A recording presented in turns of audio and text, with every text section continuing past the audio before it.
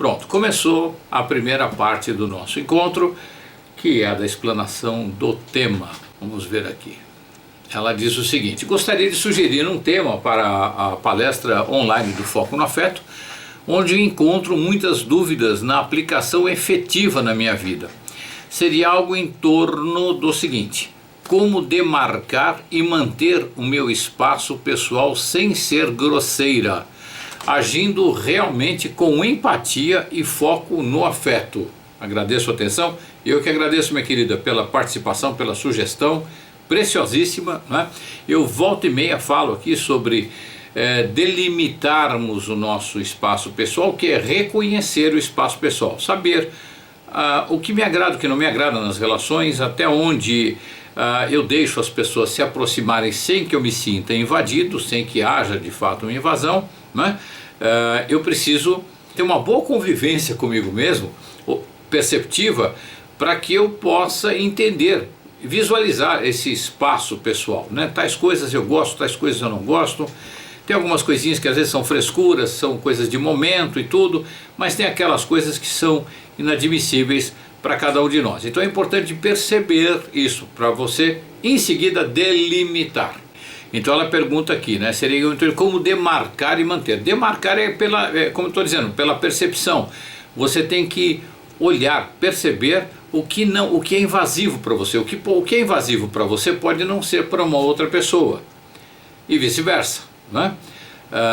O que é uma pequena concessão para você, para outra pessoa pode ser uma invasão.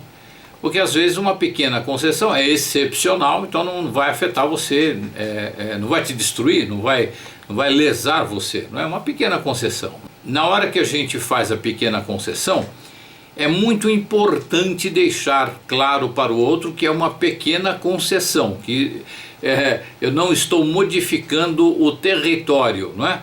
É dizer com toda clareza e sem medo disso parecer arrogante, desde que você não fale de forma arrogante. Olha, eu não gosto desse tipo de coisa, mas nesse momento o clima está bom, então eu não me sinto invadido.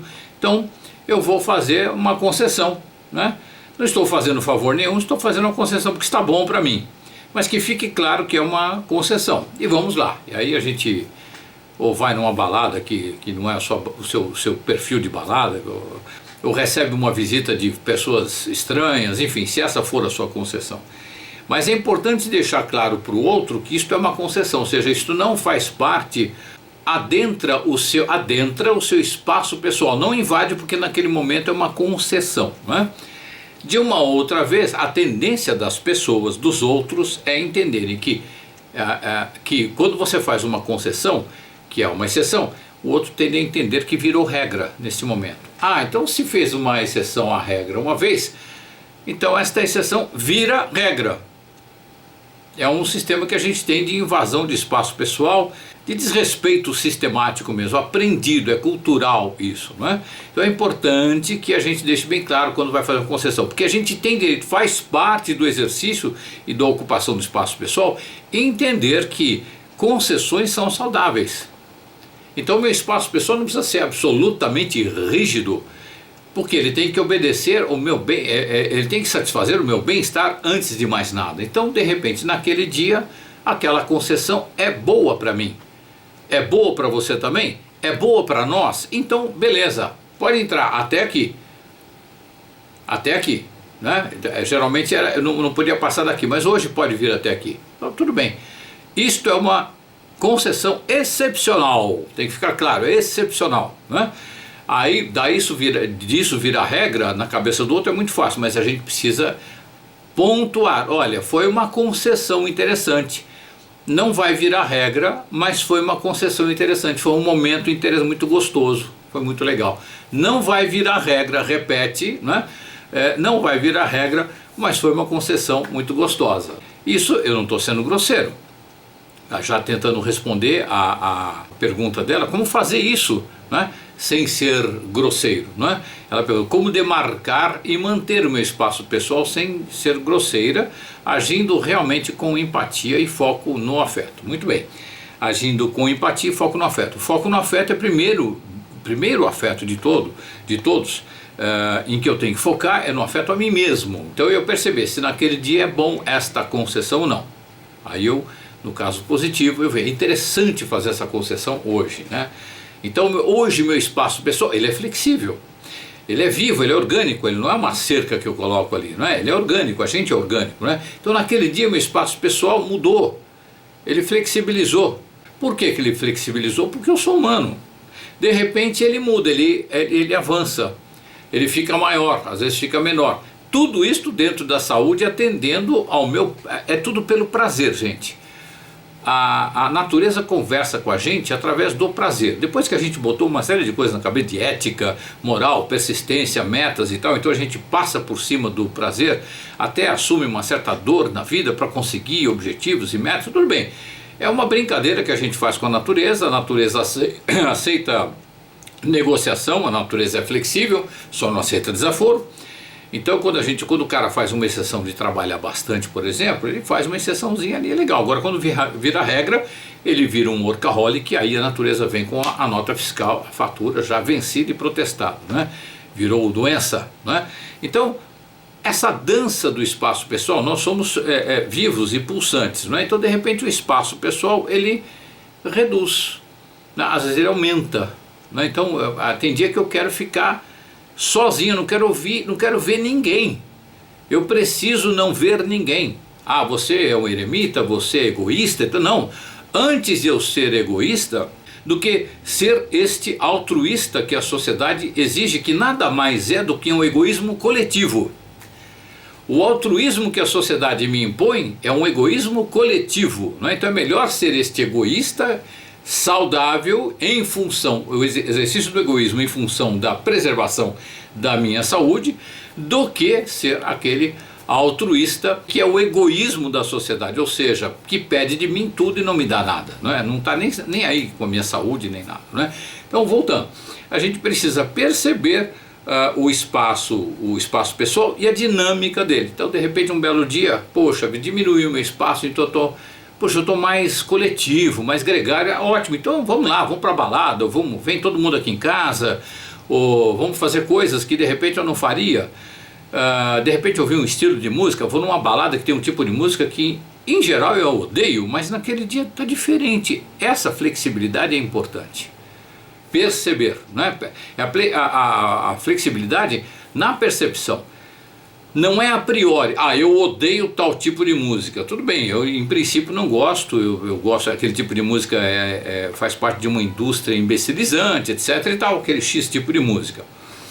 Mas num belo dia eu estou disposto a ouvir, está gostoso ouvir aquele tipo de música, então eu escuto aquele tipo de música, porque se é pelo prazer, algum bem aquilo vai me fazer. Se não é, se não é pelo prazer anestesiante, não é? Aí já não é mais prazer. Muita gente entende que encher a cara ou fazer alguma coisa por anestesia é prazer. Não, isto é fugir do sentimento, da percepção, é anestesiar. Eu não sinto mais, eu não sinto prazer, não sinto dor, eu não sinto nada. Eu fico em estado de suspensão existencial, né? Eu estou desconectado de mim mesmo, né? Agora, se eu estou presente, estou inteiro, e aí de repente naquele dia eu quero escutar um tipo de música que habitualmente eu não gosto, mas naquele dia está legal, então eu vou lá e escuto aquele tipo de curto, né? Essa flexibilidade é importante, é muito importante, gente, porque senão a gente cai no tal do preconceito, em detrimento da gente mesmo. Então esta flexibilidade a gente precisa ter. A gente às vezes fica fechado com uma ideia porque ideologicamente não é legal eu gostar de tal coisa, ou moralmente não é legal eu gostar de tal coisa. Mas de repente eu acordo e falo, estou afim daquela coisa ali que eu tenho sido contra. Será que eu estou louco? Experimenta, vive com presença, com alegria, pronto, aí depois você vai ver, sem preconceito. Então o espaço pessoal, ele é dinâmico, então há que haver uma percepção sistemática, cotidiana, para você perceber como está indo o seu espaço pessoal hoje, amanhã, depois e por aí afora, não é? Aí ela fala assim, como é que eu faço para delimitar e manter sem ser grosseira? Aí é você comunicando ao outro. Semana passada a gente foi em tal balada, em tal lugar, vamos nessa semana? Não quero, muito obrigado. Ah, mas você foi semana passada? Semana passada foi bom, essa semana eu não quero. Mas eu comprei os ingressos para a gente ir lá ver o jogo de futebol, ver o show, ver não sei o que, na balada. Você podia ter me perguntado. Aliás, eu gostaria de ser consultado antes, né? Essa semana eu não quero ir. Eu agradeço muito, mas eu não quero ir. Sem ser grosseiro. Ah, mas então aí o outro entra em reatividade. Pô, mas que desprezo, que descaso, porque afinal eu fiz, não custava nada a você. Custava sim, custa a minha saúde. Hoje, para ir nesse show, para ir nesse lugar, vai custar a minha saúde. Eu não vou suportar estar numa arquibancada de futebol ou de um show ou dentro de uma balada tal, porque eu não quero, não estou no barato, não estou no momento, não é o meu momento esse, né? Quem não entender isso sistematicamente não é teu amigo, não tem afinidade com você. Aí entra a questão principal, o convívio com pessoas afins. Quem tem afinidade com você vai te perceber, vai entender que você naquele dia não quer, e tudo bem que você não queira, não vai exigir de você a sua presença ou uma concessão 2, 3 ou 4. A pessoa tem afinidade, ela te percebe. Aí entra o que? Empatia. Quando a gente tem afinidade com uma pessoa, é mais fácil a gente fazer aquele upgrade, né? No estado grosseiro de consciência a gente tem a projeção, que a natureza nos deu a projeção para a gente ajudar o outro, porque é o bando, né? O nosso original é aquele bando lá de 50 pessoas, nômades e tal. Então a gente precisa sentir um pouco que a dor do outro por projeção. Então se o outro está lá ensanguentado, sendo devorado por um lobo, eu não posso, a minha natureza não pode ser aquela que olha para aquilo lá como se não estivesse acontecendo nada, como se não estivesse acontecendo nada comigo. Então a natureza faz com que eu sinta a dor do outro, né? Porque é a minha espécie, porque se a natureza não me desse esse recurso de sentir que a dor que o outro está sentindo lá, sendo devorado por um lobo, a espécie não estaria mais aqui. Porque nós somos relacionais, nós somos um bando colaboracionista. Esta é a nossa vocação biológica básica, né? Na excelência biológica a gente é isso. Hoje em estado de praga biológica um despreza o outro porque a natureza quer que morram tanto, para que fique aquele número saudável que ela, a natureza, entende como sendo saudável para o lugar e tudo, aquela coisa que eu venho falando sistematicamente desde o começo do Foco no Afeto, né? Então, por projeção, a gente percebe que o outro não está bem e sente a dor do outro parecido com a da gente. Agora, num estado, a projeção, quando ela evolui, ela passa a ser empatia. Aí eu esqueço de mim. O que eu sentiria se estivesse no lugar dele ou dela? Eu não vou por aí. Eu vou observar o outro, a respiração, o olhar, contração do corpo, a forma como fala, para sentir como o outro está, e eu tenho que esquecer de mim. Então é um upgrade. Eu não quero dizer com isso que a gente deva esquecer a projeção continua lá, muito bem, obrigado e necessária. Mas um aprofundamento, um upgrade de percepção é a empatia. Sentir o que o outro está sentindo, né? Que não é necessariamente o que eu estou sentindo. Poxa vida, então aí vem a pessoa que tem afinidade. Quem tem afinidade vai perceber melhor você. Vai ficar mais claro, ela vai perceber a sua cara, o seu jeito, o seu olhar, vai perceber, poxa, eu nem vou te convidar para aquela balada hoje porque eu estou vendo que você está noutra. A pessoa fala, pô, que beleza que você me percebe, maravilha. Eu estou afim de ir para a balada, mas eu estou percebendo que você não está afim, então eu nem vou te convidar. Ótimo, maravilha. Boa balada para você, continuamos felizes, né? Amigos para sempre. Agora, se a pessoa não tem grande afinidade e é extremamente projetiva, quando não tem grande afinidade, está próxima, desconfia. Muita proximidade com pouca afinidade, desconfia, é interesse. É interesse ou burrice, ou falta de percepção, ou extrema carência afetiva que está fazendo qualquer negócio para ter alguém do lado, não é? O que não deixa de ser interesse, uma versão do interesse relacional, não é? Então a pessoa chega perto, não, semana passada você foi, então essa semana a gente vai também, ok? Vamos lá, né? Aí você fala, não estou no momento. Aí a pessoa entra em reatividade. Poxa, mas é uma falta de consideração, porque afinal, eu faria isso para você, eu iria, eu fiz o sacrifício de comprar o bilhete para você, né? Essa gentileza, gastei dinheiro e tudo e tal. Ela não está nem falando com você, ela nem sabe quem você é. ela não te percebe em essência. Então não é próximo. Dá para ser amigo? Dá, mas na distância saudável. Quanto mais afinidade, a distância saudável é menor. Quanto menos afinidade, a distância saudável é maior. Isso você só percebe convivendo, fazendo um test drive de relacionamento, não é? Então, a maneira de você comunicar o seu espaço pessoal, primeiro falamos de demarcar, você reconhecer o seu espaço e saber que ele é flexível. Comunicar o espaço pessoal é sempre com gentileza e leveza, não importa se o outro está reativo ou não está reativo. O fato de ele estar reativo significa que ele não te percebe, então está tudo bem, o problema não é seu. E nem pode vir a ser um problema seu, porque se você fizer a concessão, conceder esta chantagem emocional, esta pressão, coerção, aí você está ferrado, vai pagar com a saúde, né? Então, o outro entra em reatividade ou não entra em reatividade, você fala com a mesma gentileza, com a mesma leveza. Não precisa brigar, não precisa entrar na raiva que ele ficou de você, se ele entrou em raiva, porque por ter pouca afinidade e ser uma pessoa coercitiva, né? Não precisa entrar em raiva, mantenha a sua generosidade. Talvez você fique até de saco cheio na hora, porque a pessoa está muito reativa, está muito persecutória, mas você mantém, não entra, só está sendo cansativo naquele momento, porque o convívio aí está um pouco forçado, não tem afinidade, então é cansativo. Viva apenas o cansaço disso, mas não entre em raiva. E nem em raiva por estar vivendo aquela situação. Não, isso é da vida, acontece. É desagradável, tento cair fora, não deu para cair fora, primeira oportunidade eu caio fora, em algum momento, nada é eterno, em algum momento eu consigo sair da situação, vou aguentar, fazer respiração pelo diafragma, vou me tranquilizar de alguma forma e tudo, né?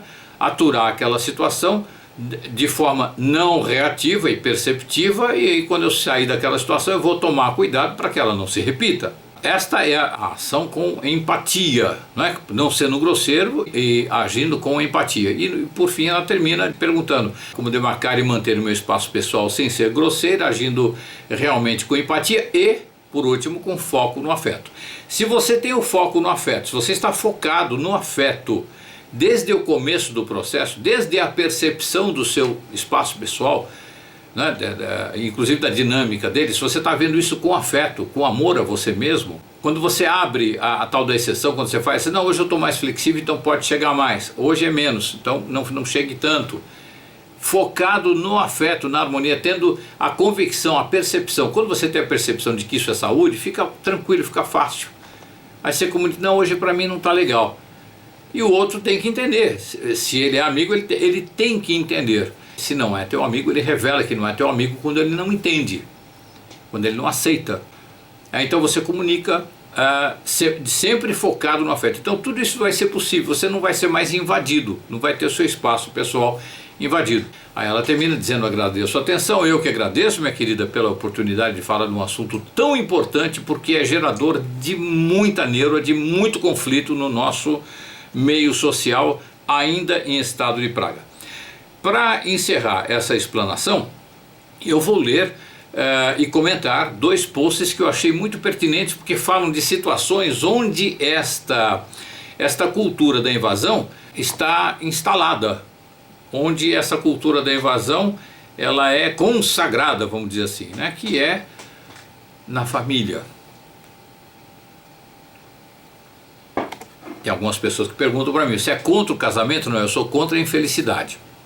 Casar, dá para casar de vários jeitos, ainda mais hoje, está mais liberal, a gente combina o jeito de casar e cada casal resolve internamente o seu formato ideal de vivência daquele casamento, né? Ah, você é contra a família? Não sou contra a família, mesmo ela não funcionando eu não sou contra ela, porque ela foi a melhor coisa que a gente conseguiu fazer até agora, em estado de praga, até que é uma beleza, pensando em estado de praga, poxa, é uma maravilha.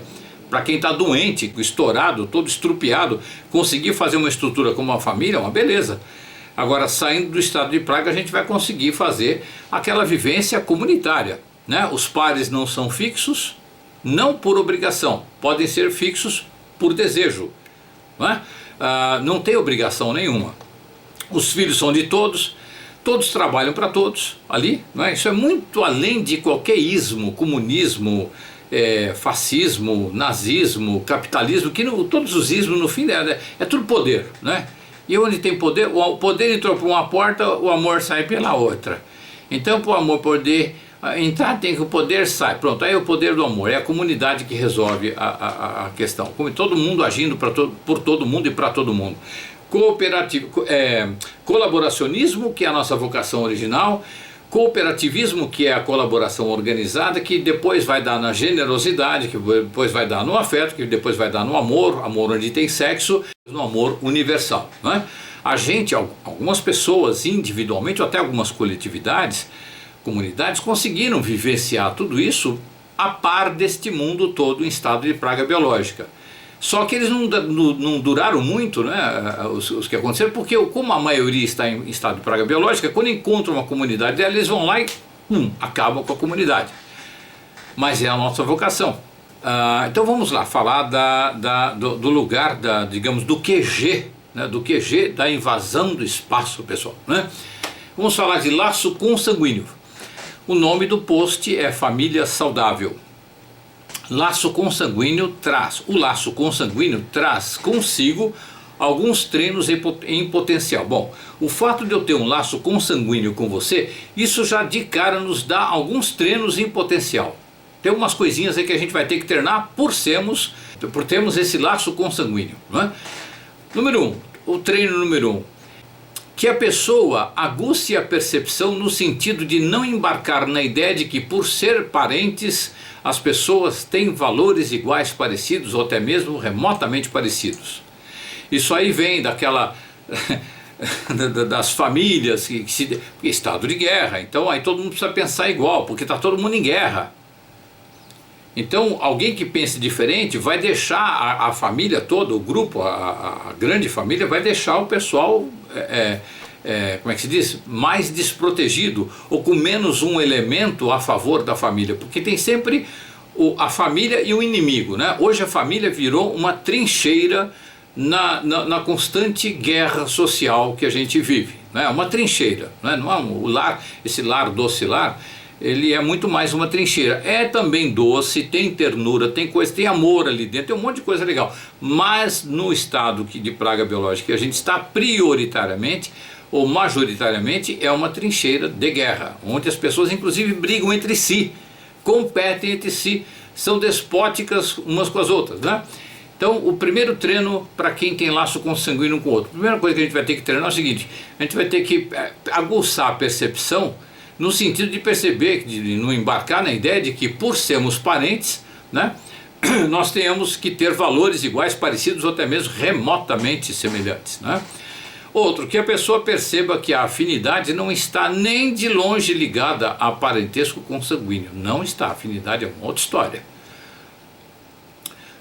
Que a pessoa perceba que a família foi uma invenção da mente medrosa e ignorante por negligenciar a nossa excelência biológica, que é de exercermos uma relação colaboracionista e generosa da humanidade como um todo, do grupo humano como um todo. Não é daqueles 5, 6, 10 que tem ali numa trincheira, no lar, que hoje virou mais um cativeiro de sequestro social, né?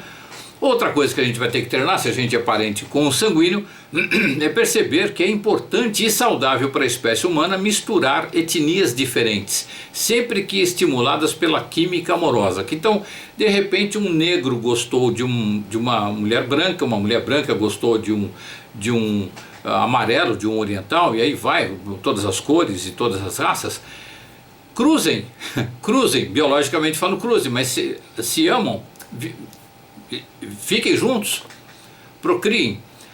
Quer ver acabar o preconceito racial?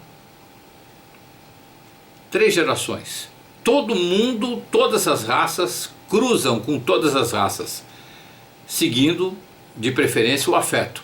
Em 3 gerações não tem mais diferença de raça, é uma raça só, a raça humana, que já é assim, mas é que a gente distingue, não, tem um negro e tem não sei o que, tem o branco, tem o amarelo, tem não sei o que, e depois, além de branco, dentro do branco tem várias subdivisões, tem aquele que é o branco de tal religião, o branco de outra religião, de um povo tal, nossa, nossa, né? É saudável e importante para a espécie humana misturar etnias diferentes, sempre que estimuladas pela química amorosa, porque a natureza dá essa química amorosa, porque o que ela mais quer da gente é sexo, porque é a preservação da espécie, né? Então quando tem a química sexual, né, ela pode se transformar numa boa relação amorosa depois, se os dois egos tiverem bom preparo para isso, né? Outro treino que a gente tem que fazer, se a gente tem um parentesco consanguíneo, é que a pessoa perceba que se existe uma família saudável, é toda a espécie humana. Outra, que nem por isso podemos e nem devemos jogar a família no lixo, mas expandi-la até englobar todos os seres humanos. Então, não é aniquilar a família, é expandir a família. Então, não sou contra a família. Eu sou contra ela ficar no estado que ela está agora. Porque não é natural, não é da nossa natureza. Então é uma coisa que beber gasolina, vai fazer mal, lógico, vai ficar doente. Então é expandir até virarmos a família humana. Agora, como é que ela se distribui? Hoje em dia tem que negociar, porque a gente não está acostumado, a gente está acostumado ao contrário, com a ideia do anônimo, a pessoa anônima. Mas no original de fábrica não é assim, na excelência biológica não é assim. Não tem anônimo na comunidade, todo mundo conhece todo mundo, ninguém controla todo mundo moralmente. As pessoas são livres, têm uma liberdade muito grande, liberdade de afeto, inclusive. As mulheres e os homens, eles têm sexo, eles têm filhos, e os filhos são da comunidade, são de todos. O cuidado que tem com uma mulher grávida não é um cara que vai cuidar da mulher grávida, são vários caras e várias mulheres vão cuidar das grávidas. Eles vão buscar alimento para as mulheres, né? Grávidas, né? Em algum momento na história houve uma distorção, aí começou a haver casal, etc. Principalmente depois que a gente parou, virou sedentário, a gente começou a plantar e ali colher mesmo, atendendo aquela preguiça de correr atrás de alimento, né? Só que a gente não negociou com a natureza, então a gente criou subpraga, então tem rato, tem verme, tem bactéria, que é o lixo estacionário que causa isso. Nós vivemos num estado de lixo estacionário.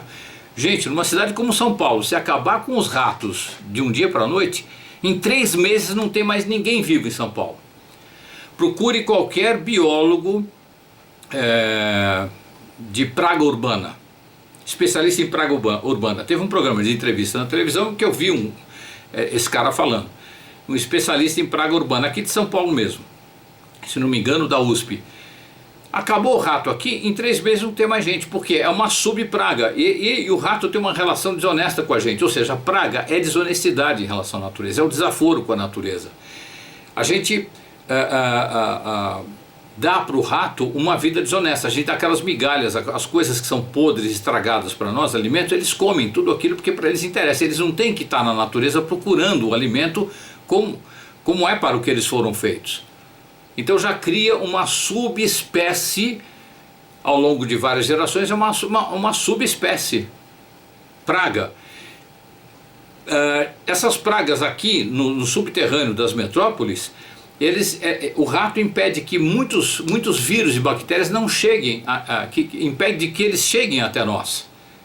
Então eles nos defendem, ao mesmo tempo que também não são nada higiênicos, não são nada interessantes do ponto de vista de convívio, mas nessa distância eles não entram dentro de casa, de vez em quando entra, mata e tal, né?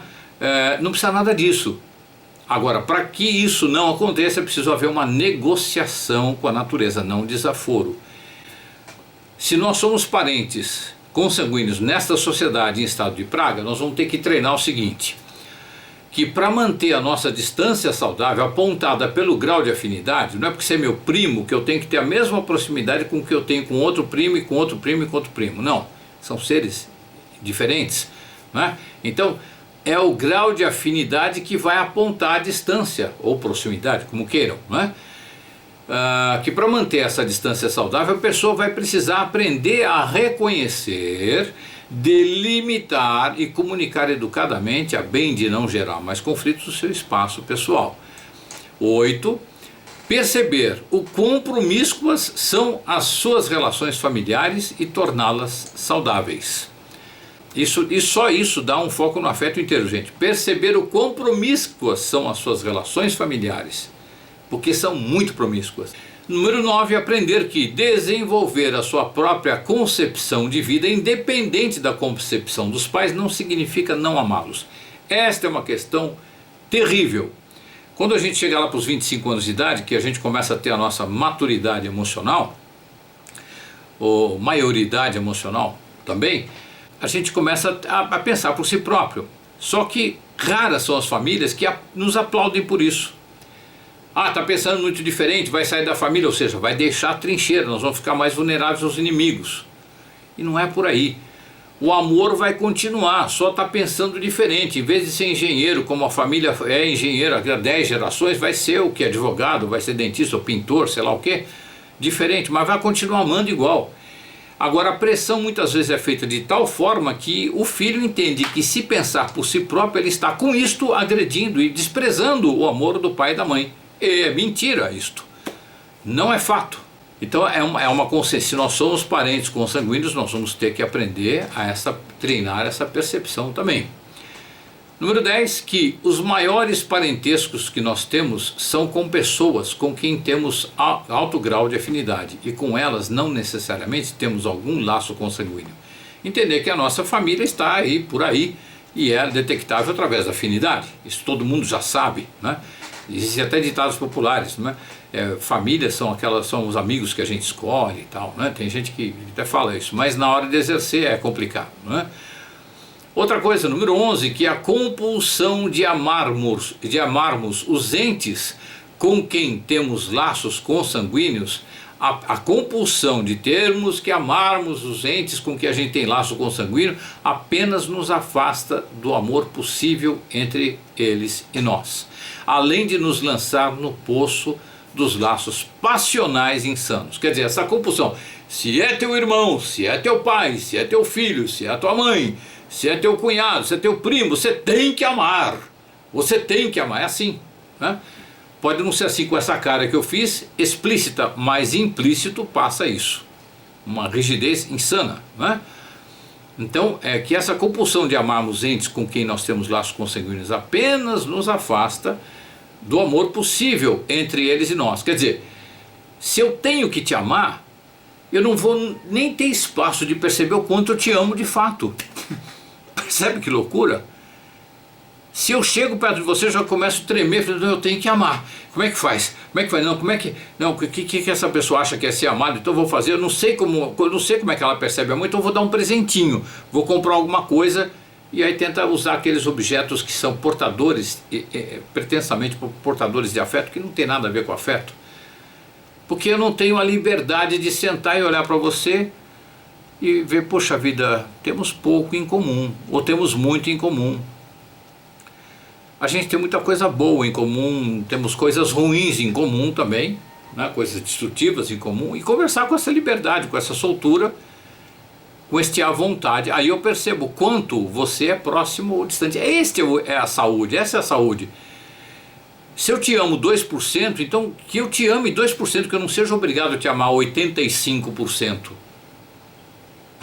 Porque aí fica 83% de escravidão, de pressão, de gerador de doença, né? Essa ideia de que laço consanguíneo tem a ver com afinidade é uma forçação de barra deletéria que virou um tremendo equívoco a estimular a união familiar pelo medo das ameaças sociais, para que as famílias, as pessoas da família, sobrevivam à guerra induzida pelo social. É exatamente uma convivência que mantém as pessoas em guerra. Quer dizer, para fugir da guerra, ela se mantém em guerra. É doença para tudo que é lado, né? Família saudável é o mais importante nessa história toda, gente. Família saudável é aquela que abrange toda a humanidade. Quando a gente entende, percebe e exerce isso, eu sei que, pô, ali você está viajando, você tá louco. Como é que eu vou vivenciar a família saudável abrangendo toda a humanidade? Talvez não dê agora. Não dá.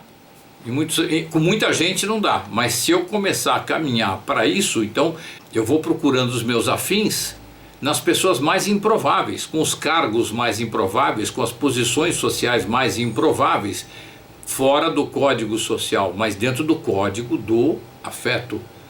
Aí eu vou achando a minha família. E eles também vão me perceber como parte da família deles. Quanto mais a gente fizer esse movimento na vida individual, é assim que começa a mudança no todo. É por partes, não é? Tudo que vem lá de cima tem que ser assim, não vai pegar o coração, vai pegar a obrigação, a convenção externa social, né? O contrato social que não tem nada a ver com o coração. Agora, se eu começo a agir pelo coração, aí pronto. Aí que eu mantenha 10 pessoas na minha família de afinidade, ótimo, e conviva no grau de afinidade que eu tenho, o grau de fato de afinidade que eu tenho com eles. É perceber a afinidade e conviver segundo o grau da afinidade. São duas percepções importantes. Aí com essas pessoas eu posso falar mais à vontade. Quanto menor o grau de afinidade, eu tenho que ter um preparo de comunicação melhor, mais gentil. Eu tenho que demonstrar mais que não estou rejeitando, que é a preservação da minha saúde. E vice-versa, quando eu entender, quando alguém me puser um limite, é entender a pessoa. Entender, ela está fazendo isso em nome da saúde dela, seja lá por que for, é a saúde dela, não é? Muito bem, gente, com isso eu encerro a exposição do tema de hoje. Nós vamos passar aqui agora para a segunda parte do nosso encontro, que é o momento que a gente faz um exercício de meditação. Não é meditação, meditação é meia hora, 40 minutos, uma hora no mínimo, não é? Mas a gente vai exercitar para depois você sozinho em casa fazer essa meditação com mais espaço.